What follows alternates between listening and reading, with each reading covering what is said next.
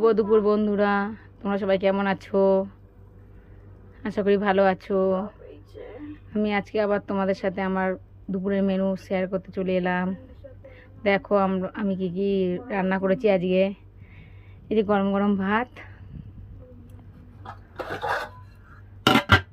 আর আছে ভেটকি মাছের কাঁটা দিয়ে কচুর শাকের তরকারি। এটা ভেটকি মাছের কাঁটা আছে এর সাথে, দেখতেই পাচ্ছ।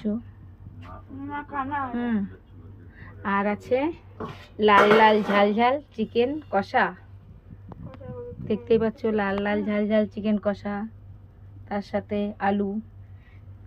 কেমন হয়েছে বন্ধুরা? তোমরা কমেন্ট করে জানিও আমার রান্নাগুলো। আর তোমরাও কে কী রান্না করেছো সেটা কমেন্ট করে জানিও। আর এই গরমে ভালো থেকো, সুস্থ থেকো। Tata, by.